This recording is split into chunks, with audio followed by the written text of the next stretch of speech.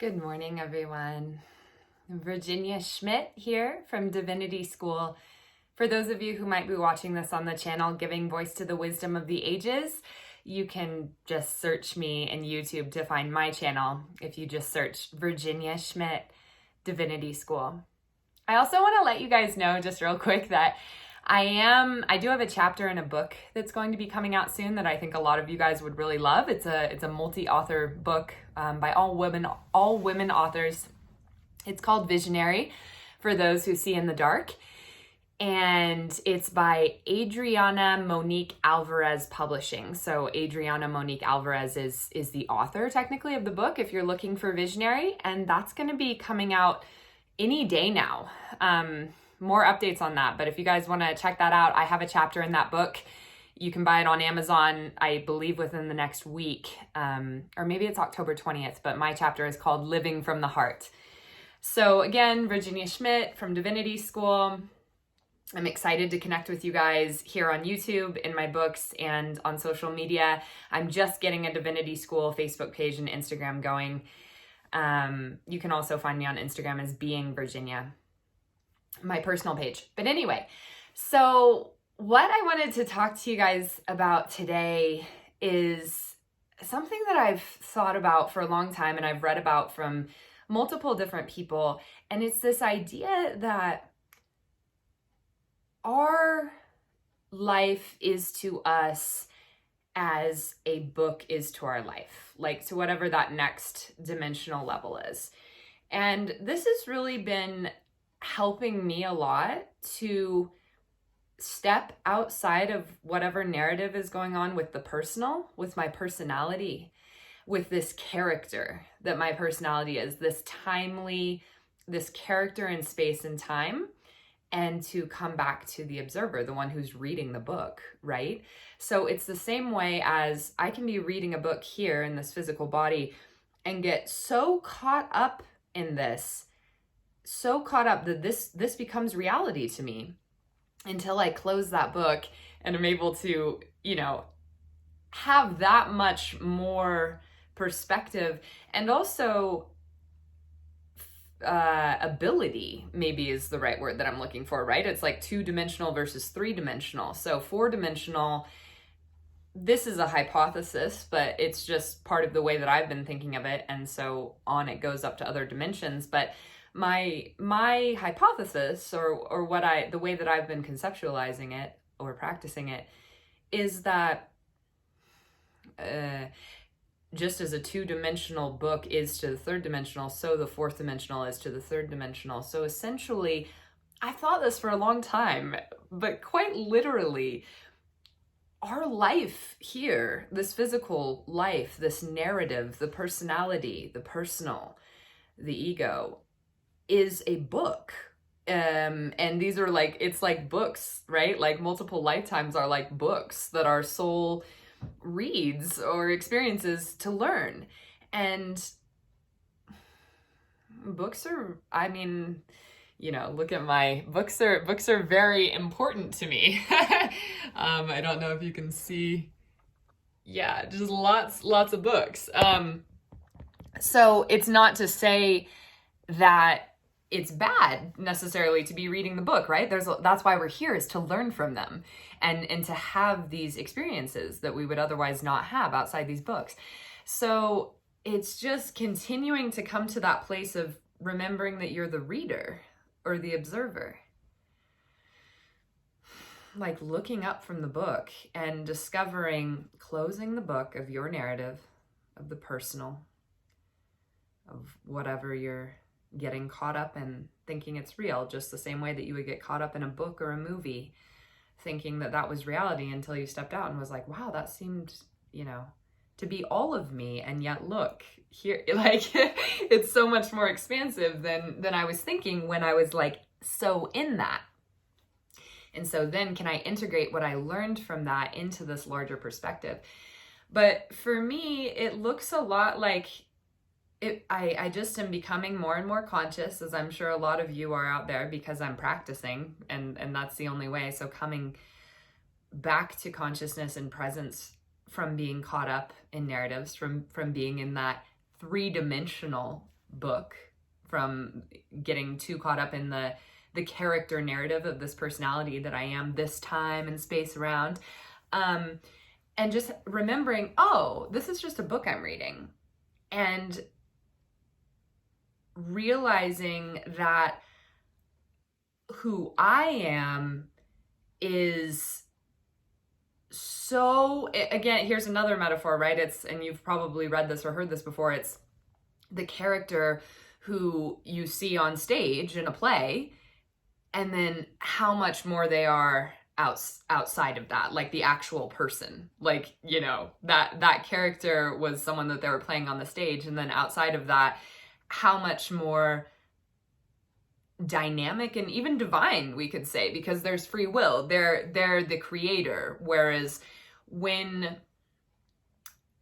right, so there it is. Like, this is the way that we get to that I am consciousness, to that creator consciousness. Like, the character is the creation. And so as long as we think that we are that fixed character, we can't do anything outside of the play or the book. And I would say that the play or the book or the program, right, just like a program you have for a play, that's the stuff that's going on in the subconscious. And that's the stuff that we came to work on and to learn. But as long as we're in that program or in that book or in that character, and we think that that's all we are, and we're never coming to that larger consciousness, there's almost no free will, right? You guys have probably all read various discussions about how much of us is run unconsciously by the subconscious every day. Neville Goddard goes as far as to say that everything that will happen every day is completely controlled by the subconscious, like including what comes to you. Like, basically, each night when you go to sleep, your subconscious creates the character experience that you're like, it sets the scenes and you know, kind of writes the book, right? We'll say that, writes the program, writes the book, writes the episode for what's going to happen the next day. So you actually don't have much control over that. What you do have control over is how you respond to it. What you do have control over is coming to consciousness and realizing that's not you. That's the character that you're observing and writing, right? It's like we are the writer, the director, the player, and the observer. But what we are is more than the sum of all those parts, really. But when I come to that consciousness of it's coming, so again, I think one way that we could describe, and whether this is third to fourth dimension, you know, there's a lot of different ways that the dimensions and the levels are described by different people, whether it's, you know, Barbara Brennan or different disciplines of yoga, or Gurdjieff in the fourth way. So what I'm saying when I'm talking about what I would talk about as the third and fourth levels in this way is like, okay, well, if maybe it's something about the third dimension is personal. And that's when we are in the 3D book, movie, whatever of our lives. And the fourth dimension, at least, is when you start to get into the impersonal. So at least one step up, at least shutting the book and seeing. And when we're in the impersonal, it's like we can basically relate to whatever is going on in our lives, whatever we were maybe just getting so caught up in that we were like, totally in it, you know what I mean? Basically totally unconscious. That's when I often catch myself. I'll be going, and it's addictive, you know, especially if it's, well, either way, it can be addictive if it's negative or positive thoughts, but you get into that place where you're really believing that like you're stuck in this book, you know what I mean? Like really believing that that's all there is, and then going into all of these things, and then in that moment when it's like, oh, well, that's just the personal, that's just the book, that's just 3D. I am the one reading the book. I'm also the one writing the book, which I forgot that I wrote this book. But for me, it's just come in, and again, it allows you to come to that calmer energy of realizing that you are so much greater than this, that this is just what you're here to learn and the character that you're here to both play and then as often as possible observe and expand beyond. You know, you guys have probably all, it's in like another great metaphor. I always remember, I've read this in multiple different places because I think Sue Morter talks about it, but Paramahansa Yogananda definitely talks about it in Autobiography of a Yogi, where he has, and I think Sri Yukteswar, his mentor, maybe helps him, but he has this experience of consciousness where he realizes he can see 3D and he can see from any, he's omniscient, right? He can see from any point of view. He's no longer just anchored here in the body. And it's like that. It's like, I thought that all I could, you know, see was this. And then I realized like I can see from everywhere. And so the more that we practice this, the more that we'll have those transcendental experiences of realizing having a moment where like you see yourself walking like from on high. And of course in that moment you're like, oh, well, I must not be just my body. So we begin to realize, get into that higher, broader, more expansive dimension where we can see the story for what it is, right? It's like, it's the difference it's the difference between playing the game and the game playing you. And it can be fun because it's a play, because it's a book, because these are characters that are just meant to represent. These are symbols and characters that are meant to represent eternal energies that cannot be touched, that cannot be hurt, that cannot be changed, actually. So in that way, it gets fun, it gets playful, and you can really also start to ask yourself, right? Well, if this is just a play, what do I want to experience? And that's when you get like, so there's this, it's always a balance, and there's this balance between observing and creating, and consciously. And I think that they go together because I feel that as you expand that consciousness to observation, you begin to realize that it could be fun to experiment and create things. And the more that you realize that dominion and that expansive perspective and that expansive possibility, the more that you find yourself naturally creating. Because from that place of expansiveness, like, you know, you can look down and kind of see like, oh, like, or like I put away the book and I can think, oh, okay, these were the themes that the characters were working on, and I can see this character so frustrated, but can't they see that maybe what they really desire to experience is this, if they would become more conscious, rather than that helplessness of feeling like everything's happening to you and you can't get outside it and you're in it, you know, you're like trapped, like just as a book is trapped in the 2D, the very limited 2D possibilities that were encapsulated there. We think that we're trapped in the limited possibilities of the physical. And it's not that the physical isn't real so much. And I know that can be a controversial statement, but I would think of it more like, okay, it's real in the way that a symbol is real.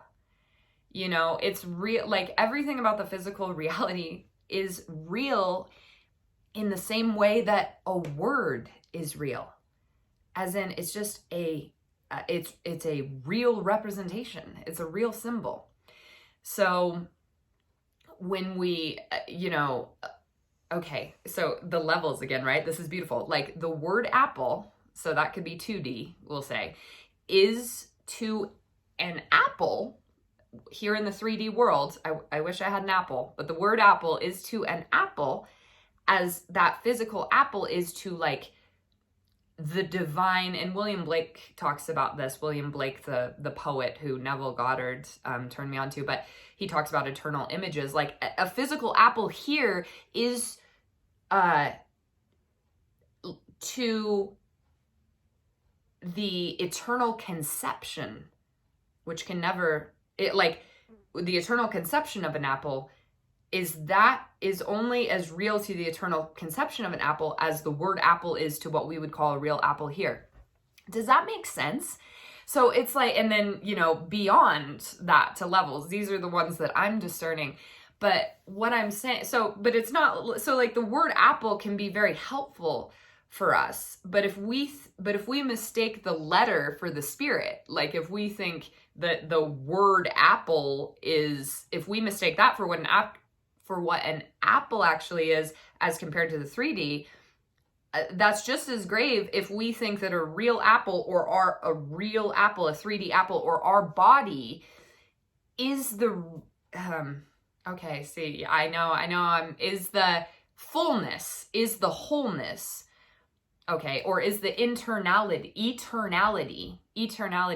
of the timeless concept, the eternal image of an apple. Because no matter how many apples I eat, or even if I get rid of every seed of every apple on this earth, on this 3D earth, that doesn't get rid of the eternal conception of an apple. And even if I burned every single word and tried to get rid of the word apple, that wouldn't get rid of the physical thing. So what I'm saying in this is the more that we become the observer, the more that we ask ourselves, in this case, how am I mistaking the letter for the spirit? How am I mistaking the personality is like the letter for my soul? How am I mistaking that which symbolizes me,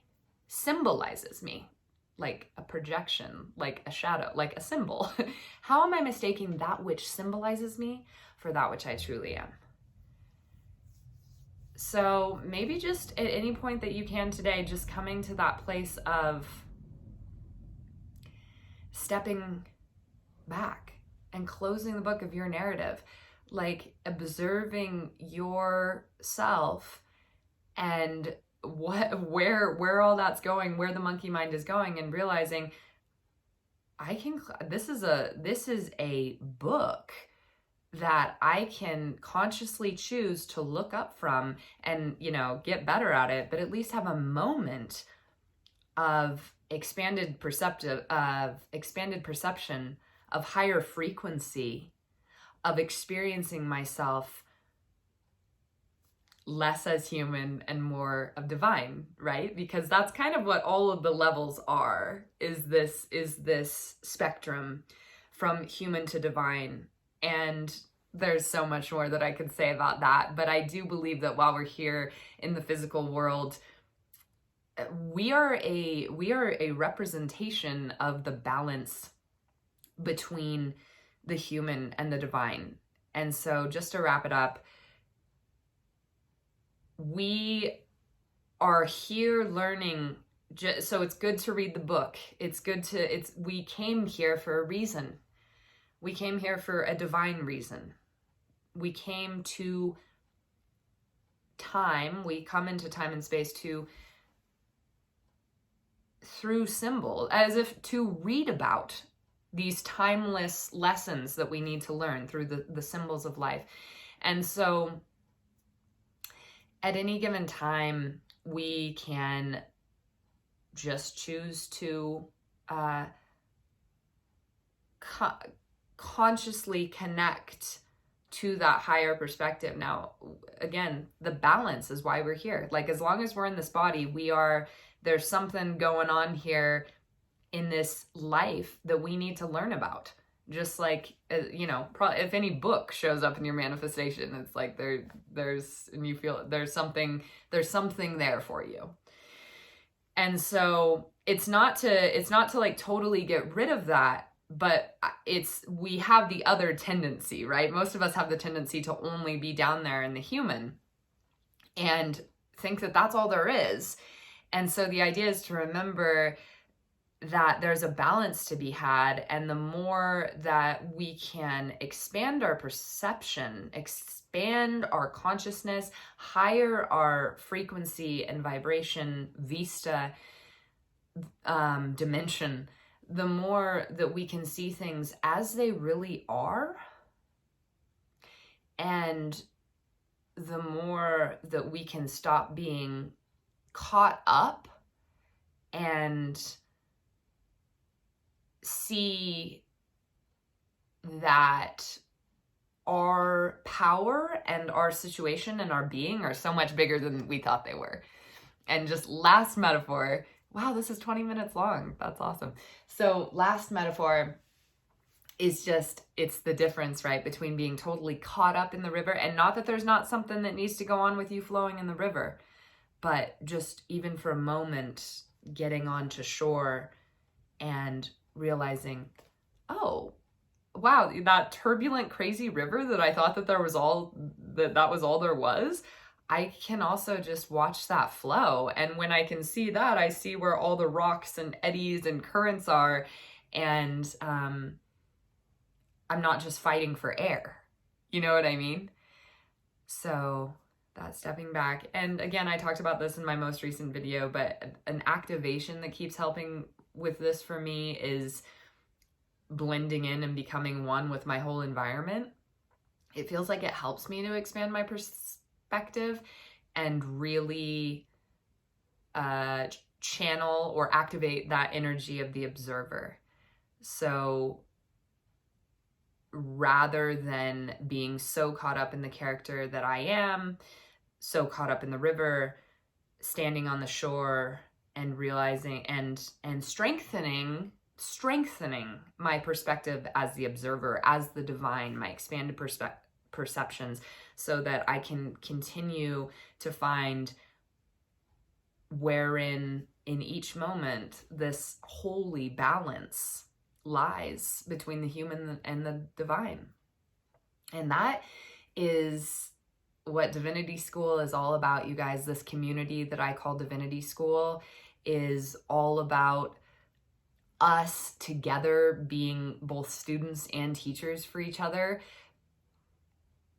supporting each other in balancing this experience of the human and the divine, because here in this physical body, in this physical world, we are both.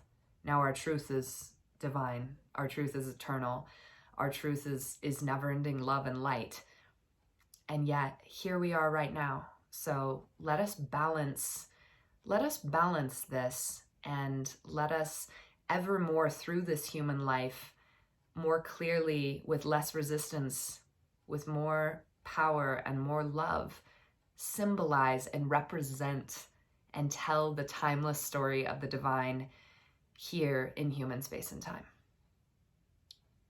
I love you guys. I'll talk to you soon. I can't wait to hear your comments. And this is my first time using this new little, what are they called? A gimbal. So I just have the tripod set up right now, but I'm excited for this little thing, and I'm getting microphones soon, and so I will really be able to start interviewing people. And thanks for being here with me, you guys. I love you very much, and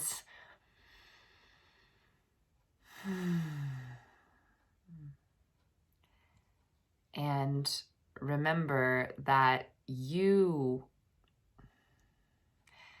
are you are so much bigger than your own narrative than you think you are.